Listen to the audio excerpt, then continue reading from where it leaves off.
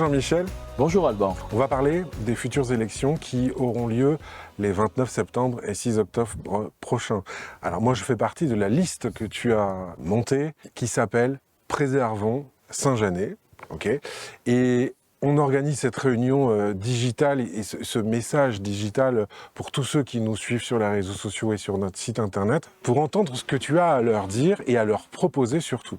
Mais juste avant, moi je voudrais qu'on revienne sur le pourquoi du comment de ces élections des 29 septembre et 6 octobre. Pourquoi on organise ces élections? Alors ce sont des élections partielles, intégrales, où on va élire un nouveau maire, un nouveau conseil municipal et également un nouveau conseiller communautaire.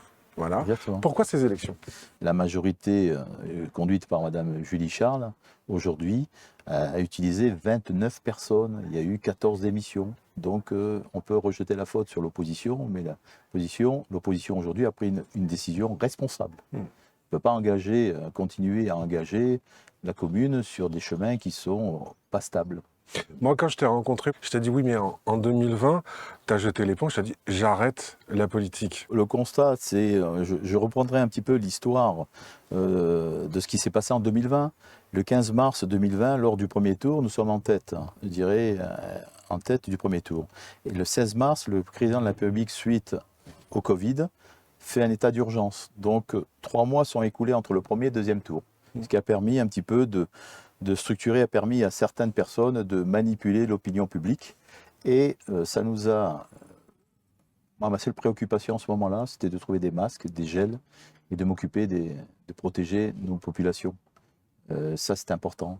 Et puis, ce que j'avais écrit dans un quotidien et déclaré dans un quotidien, c'est avéré. C'est-à-dire qu'entre le premier et le deuxième tour, une fusion s'est faite dans le dos du tête de liste, et fusion, confusion, et puis ce qui devait arriver, arriva. Pourquoi tu reviens aujourd'hui en 2024 et qu'est-ce que tu as fait pendant ces années-là? Je reviens aux affaires parce que de nombreux Saint-Jeannois m'ont sollicité pour dire il faut revenir, essayer de mettre un peu d'ordre dans notre commune.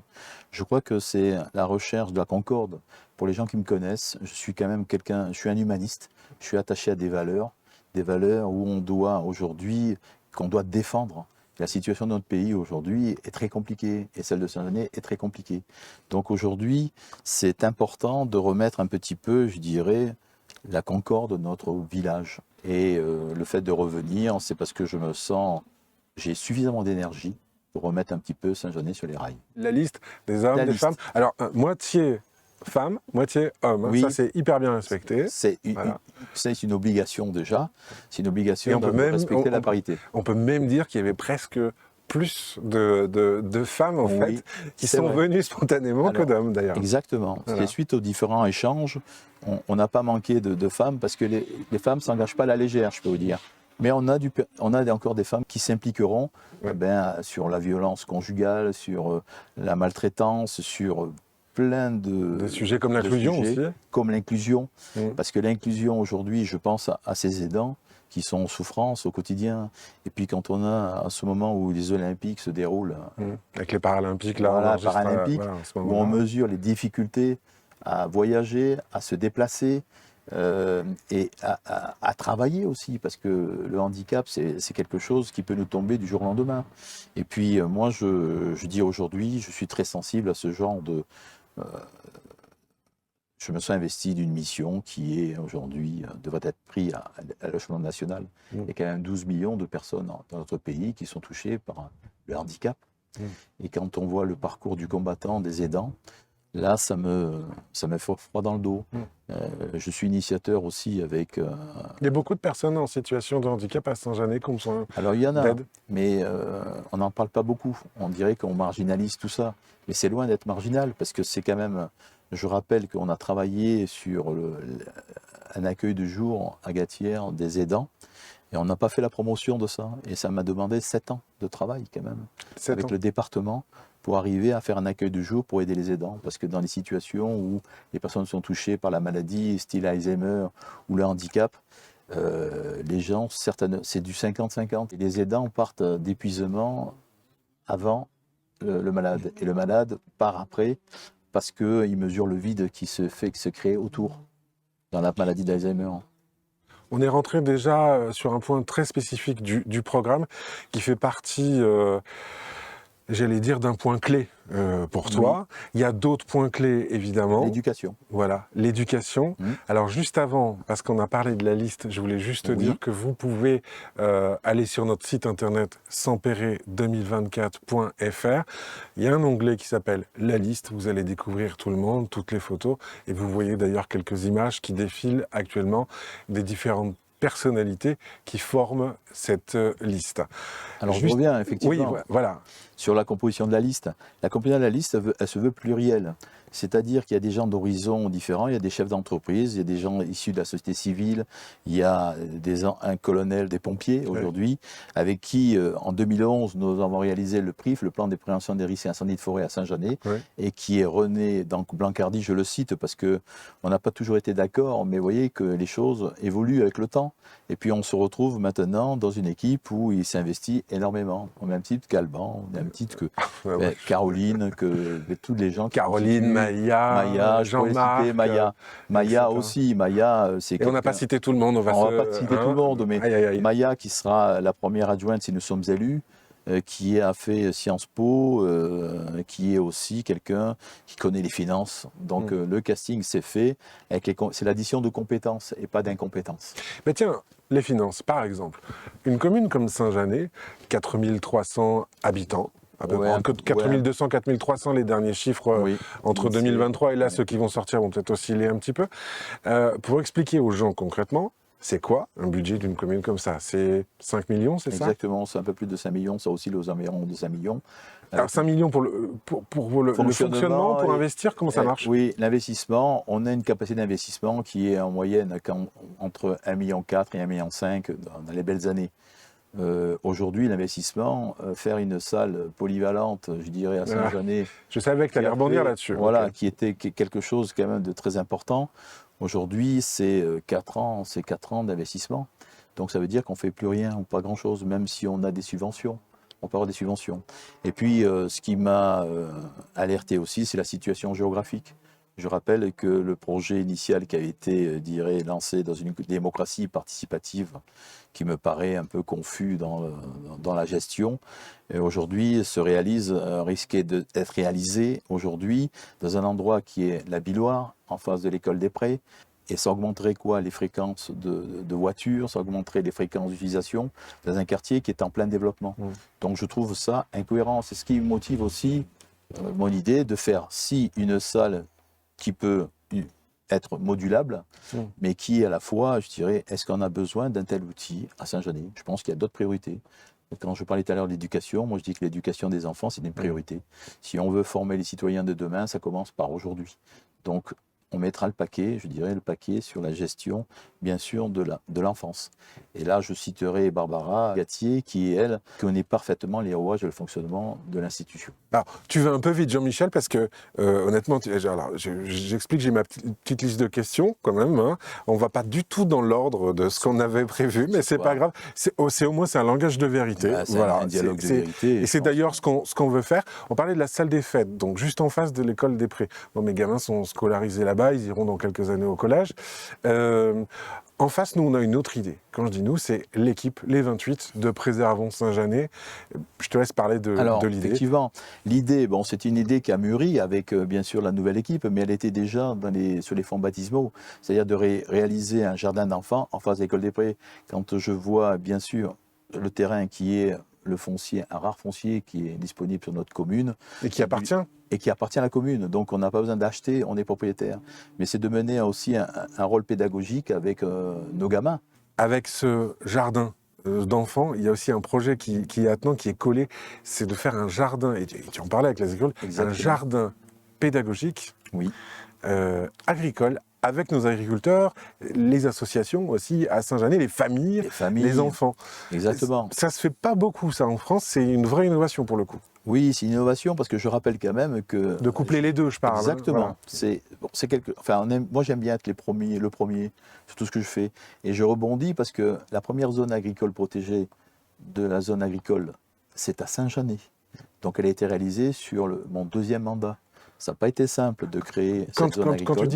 Quand tu dis première zone agricole C'est protégé du département. Des départements, c'est la première. Ok. Et Donc, alors, ça a été qu'est-ce que signé ça fait pour nos agriculteurs qui sont là sans année L'agriculteur, vous savez, dans un territoire que nous avons en partage, la plus grosse difficulté, c'est le foncier. Donc aujourd'hui, sanctuariser un petit peu ces zones agricoles, on le voit, quand en 2020, on avait 2% d'autonomie alimentaire, le plan alimentaire territorial, c'est-à-dire c'est l'indépendance alimentaire. Aujourd'hui, on est tombé à 1, et si on continue, on n'en aura plus. Aujourd'hui, c'est un peu plus de 500 agriculteurs. Si on ne continue pas à accompagner nos agriculteurs et à changer nos comportements d'achat aussi, parce qu'on regarde le prix, mais le prix, ce n'est pas toujours une finalité. Je sais que les difficultés financières qu'on peut rencontrer, oui, il y a des mais gens, je dirais, c'est compliqué, bien sûr, c'est de soutenir et maintenir cette agriculture qui est indispensable. On l'a bien vu pendant le Covid. Pendant le Covid, les paniers de Saint-Jeannet réalisaient à peu près 400 dans la semaine. On est tombé à 40, voire maintenant, on a oublié complètement cette situation. Donc on était bien content d'aller chercher nos légumes avec des gens qui labourent la terre. Ils sont sur l'exploitation de 3 heures du matin et jusqu'à point d'heure, je dirais l'été. Donc c'est une véritable reconnaissance.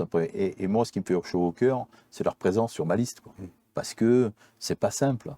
Et à la fois, ils s'engagent. C'est des gens qui sont engagés. On a pensé vraiment le programme et ce qu'on veut faire tous ensemble, des plans, en gros, de tout en bas, la vallée, ok. Ici, sur la zone du Perron, la Billoire, etc., ces quartiers-là, et puis aussi pour le village.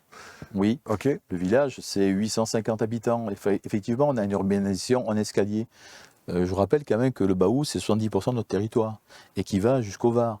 Donc, je suis très heureux quand même d'avoir autant de représentants des plans parce qu'on sent que les plans, c'est un quartier presque abandonné, je dirais, voire complètement isolé. C'est aussi un quartier où il y a de belles grandes entreprises.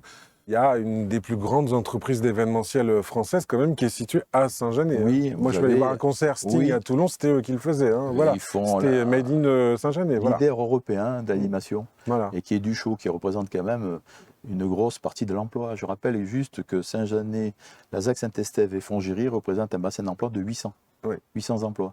Donc il faut maintenir et aider, les accompagner, parce que on peut délocaliser l'entreprise, mais c'est une perte aussi de richesse, parce que qu'est-ce qu'on s'attelle à travers, je dirais, ces aménagements structurants, c'est aussi de réduire les déplacements. Aujourd'hui, il n'y a que 20% de Saint-Jeannois qui travaillent et qui vivent à Saint-Jeannet.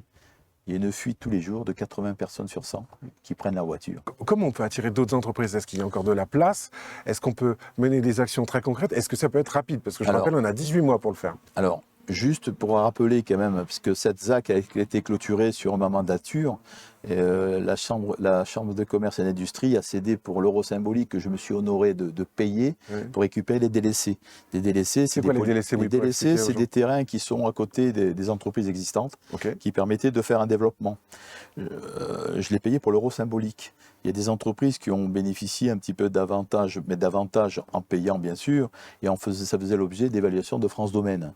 Et France Domaine, et on avait délibéré avec l'équipe que je conduisais, de décider de réduire de moitié l'évaluation de France Domaine pour permettre aux entreprises, dans les difficultés qu'on rencontre aujourd'hui les entreprises, de pouvoir les sédentariser sur le secteur. Ça veut dire qu'ils ont acheté vraiment un prix moitié prix, très attractif. Voilà, c'était moitié prix. C'est presque 20 000 m² quand même. C'est 20 000 m² de disponibles. Donc ça permettait de pouvoir les sédentariser et de développer leur business sur notre commune. Et de préserver bien sûr l'emploi connexe. Bon, c'est des choix que Julie Charles n'a pas voulu continuer. Moi, sauf erreur de ma part, je n'ai vu aucune délibération à ce sujet. Il fallait délibérer à titre individuel. Les plans. Ici, la Billoire, le quartier du Perron, on a vu qu'on voulait faire un jardin d'enfants avec un jardin pédagogique, donc en face, l'école des prix. Ça, c'est un des projets qui est réalisable, et ça, on le dit, en 18 mois, c'est pas du pipeau, c'est concret. Exactement. On est d'accord. Oui. Un autre projet que tu souhaiterais peut-être lancer, et alors ça, c'est pareil, ça touche à la sécurité. On va faire 2 points, si tu veux bien, sur la sécurité. Moi, je voudrais parler de la sécurité au Perron. Il y a les bus qui partent à droite, à gauche, d'accord? C'est un bazar, comme c'est même pas permis. Est-ce que tu as une solution pour essayer d'aménager tout ça? Parce que là, pour l'instant, c'est « Ah ben non, c'est pas nous, faut voir avec la métro ». À un moment donné, il y a des solutions à trouver. Oui, alors effectivement, le perron, ben, j'habite juste au-dessus, moi, hein, domaine du Brusquet, c'est juste au-dessus du perron, et je vois les risques que prennent tous les matins les chauffeurs de bus pour accompagner nos gamins ou au collège ou au lycée Avance. Et je peux vous dire que c'est un tour de force, mais c'est impressionnant. Donc moi, j'aimerais que toutes les personnes qui se présentent, qui sont les têtes de liste, s'engagent à lancer, je dirais, la réalisation vraiment d'un parking relais multimodal au perron, à côté du laboratoire, l'ancien laboratoire Où il y sur la avait les route de Vence. laboratoires d'analyse. Ouais. Pourquoi? Parce que ça nous permettrait de réaliser, et c'était sur les voies baptismaux, parce que c'était sur le plan des déplacements de la métropole du Côte d'Azur. Je peux vous dire qu'il faut lancer les études pour pouvoir répondre. Alors ça ne se fera pas dans les 18 mois, c'est pas possible.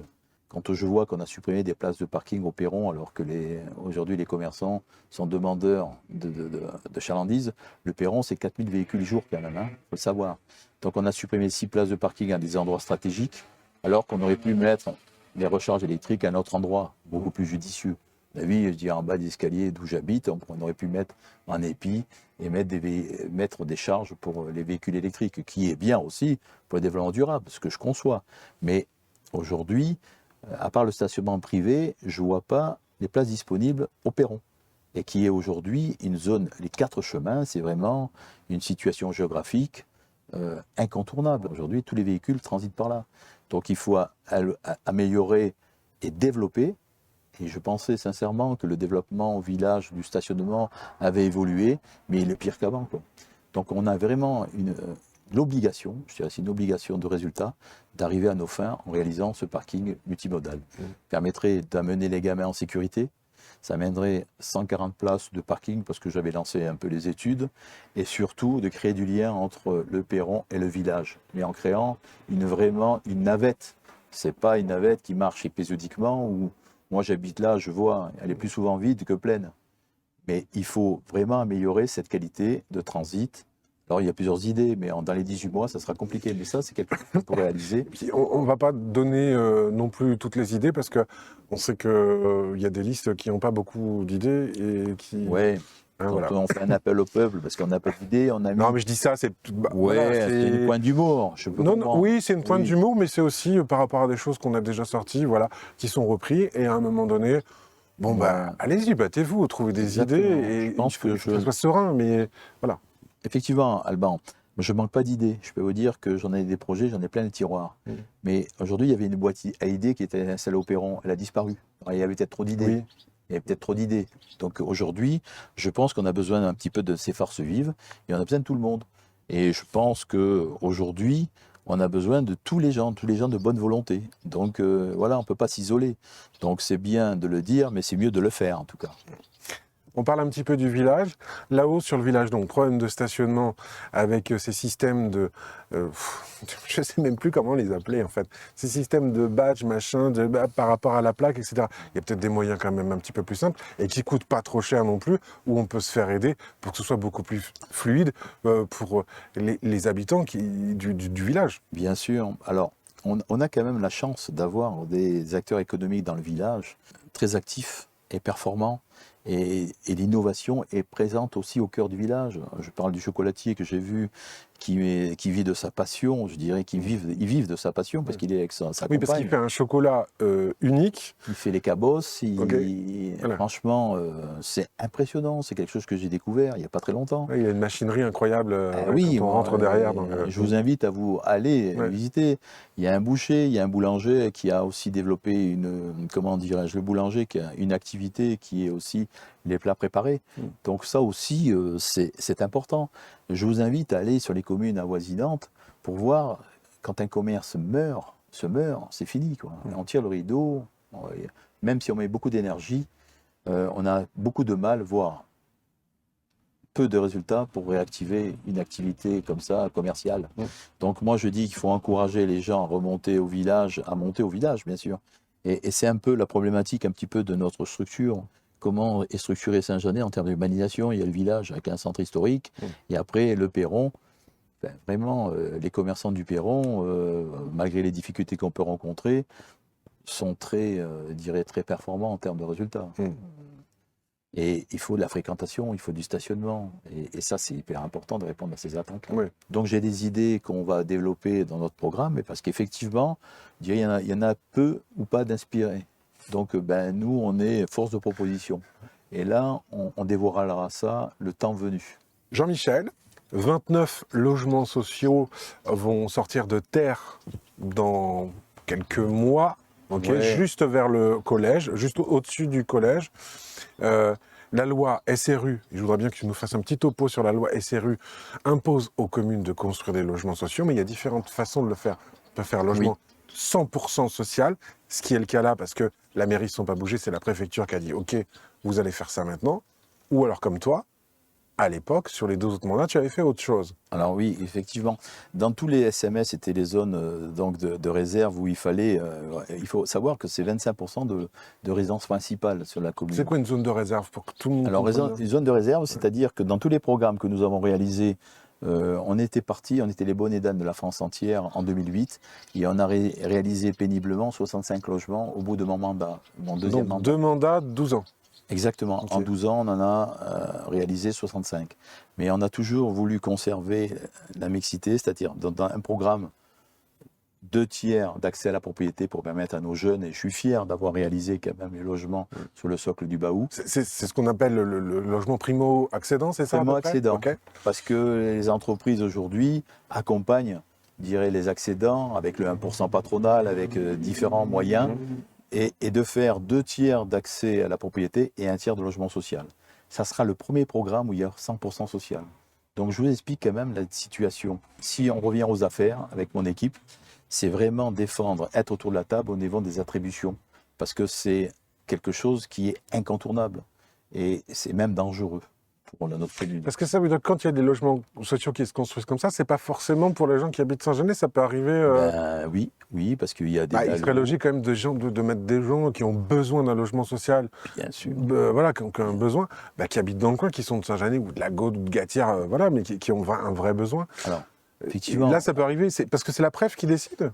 C'est la préfecture qui peut discuter, ça dépend de la contribution de la commune dans le programme. Okay. Nous, on a toujours agréé des logements qui permettent d'être autour de la table. Mais je dirais là, ça sera quand même assez musclé, parce que je rappelle quand même qu'il y a des gens aujourd'hui qui sont prioritaires pour des situations de divorce, des situations familiales compliquées. Situation de handicap aussi, on a rencontré... La préfecture, effectivement, a son mot à dire, mais pas que. Donc moi, j'y mettrai toute mon énergie pour être autour de la table, pour ne pas se laisser faire. Et vous pouvez compter sur moi. Ok. Parce que j'ai toujours pensé qu'il valait mieux être acteur que spectateur. Ouais. Quand le train est passé, c'est trop tard. Donc je préfère être à la gare quand le train arrive. Et ça a coûté, cette année, 180 000 € je crois, de pénalité, parce Exactement. que la municipalité n'a pas fait ce qu'il fallait faire ces dernières années, en fait. Oui. On n'a pas su se battre, en fait. Exactement. Voilà. On n'a pas su défendre, on n'a pas su mettre des arguments en face. Alors je sais qu'il y a des... je dirais c'est l'expérience aussi qui fait qu'on rentre dans des positions qui peuvent être conflictuelles avec les services de l'État, mais il ne faut rien lâcher. Donc, oui, effectivement, c'est défendre les intérêts. Et puis, comme je disais tout à l'heure, il vaut mieux être acteur que spectateur. Et puis, j'y mettrai toute mon énergie pour être autour de la table et défendre les dossiers que nous devons défendre. Nous sommes dans l'obligation. Pour nous, c'est une obligation de résultat. Parce que 100% de social, c'est quand même quelque chose d'inquiétant, qui peut inquiéter quand même une partie de notre population. Bon, je rappelle quand même qu'on s'est quand même battu pour les logements sociaux qui soient attribués à des pompiers, qui soient à des fonctionnaires de police, à tous des acteurs économiques. Donc il faut qu'on soit impérativement autour de la table. Si je devais finir par une dernière question, c'est quels sont les grands sujets pour toi, structurants, pour une commune comme Saint-Genès de 4200 habitants, pour résumer un petit peu notre échange et en espérant que vous ayez appris des choses aussi. Oui, je disais aujourd'hui, les déplacements, je dirais le bien vivre ensemble, sont des priorités. Je pense que Saint-Genès est un joyau des villages perchés. Donc ça peut être le sommet du département, mais sans faire de concurrence. Le toit de la Côte d'Azur, pourquoi Le toit de la Côte d'Azur, bien sûr, mais c'est une thématique qu'il faut... Alors marque déposée, on dit aux autres. Exactement. Marque déposée, c'est bon. Important. Je rappelle uniquement que ce territoire, on a porté des projets très innovants avec le grand parcours des Baous, mais je dirais aujourd'hui, il est temps de se remettre au travail. parce que préservons aussi Saint-Jeannet, c'est pas être dans l'immobilisme pour rester comme dans des zones où on veut que tout reste figé en l'état. C'est bien au contraire.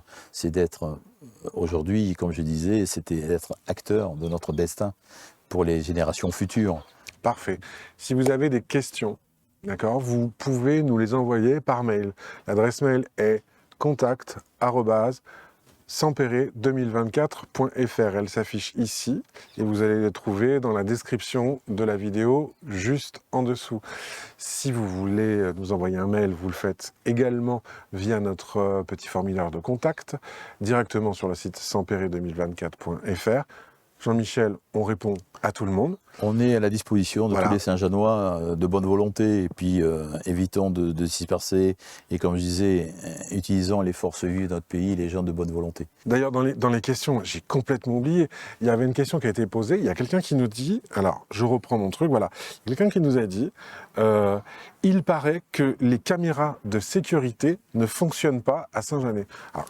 Alors, il paraît que les caméras, non, on s'est renseigné, il y en a un certain nombre de dysfonctionnements et c'est assez énorme. Oui, je te laisse... Après, alors on sait parce qu'il y a eu quand même quelques événements qui n'ont pas pu élucider parce que les caméras ne marchaient pas. Voilà, elles ne fonctionnaient pas comme elles devaient les. Donc on peut donner un chiffre ou pas il y a combien de caméras d'ailleurs à Saint-Jeannet à peu près nous on avait 28 caméras, on a rajouté des caméras, je sais, au cimetière d'Humas parce qu'on a construit le centre technique qui était un projet qui était sur les fonds baptismaux. Je disais bon, on n'a rien inventé, hein. Mais il est important d'entretenir. Parce qu'avant d'investir, il vaut mieux gérer notre patrimoine. Et puis, ça coûte, je dirais, avec le prix actuel, je pense qu'on peut faire un effort important pour amener la sécurité de nos concitoyens. Et ça peut être fait en quelques mois, on est d'accord. Là, on n'attendra pas 18 mois. Je peux vous dire que s'il y a un dysfonctionnement de caméras qui sera identifié, on fera le nécessaire pour le plus rapidement possible les mettre en service. Donc, ce que vous faites, on va arrêter là. Si vous avez des questions, vous nous envoyez. Là, vous voyez soit cette vidéo sur YouTube, soit sur Facebook, soit sur Instagram, soit en petite story, soit en entier. Vous nous mettez vos questions, évidemment. On y répondra. S'il y a énormément de questions, je te propose qu'on en refasse une. Bien sûr. Rencontre digitale, comme ça, voilà. Et puis de répondre à toutes les questions des Saint-Jeannoises et Saint-Jeannois. Et en attendant, réunion publique. Et les dates, vous les trouvez sur le site internet. Et on a aussi un petit camion mobile et on va faire le tour. Exactement. On va aller dans les quartiers, dans les rues, etc. On va aller dans les quartiers comme je l'ai toujours fait. Voilà. On sait pas, on se dérobe pas, je dirais. Je pense qu'il faut aller au contact parce que tout le monde ne pourra pas assister aux réunions publiques. Il y en a qui travaillent, donc on va s'adapter. On a eu un peu de mal à réserver quelques salles, mais on y a mis quand même l'énergie pour y arriver. Donc n'hésitez pas à revenir vers nous ou qualifier, je dirais, un rendez-vous. Ça peut se faire facilement. Merci en tout cas. Le soleil s'est couché. Entre moment on a commencé et on arrête. Voilà, une belle soirée nous attend. Voilà, merci Alban et merci. Merci à toi. Et si vous voulez une autre rencontre digitale comme ça, vous le dites et on organise ça comme on peut. Merci pour l'accueil que vous avez bien voulu me réserver aujourd'hui.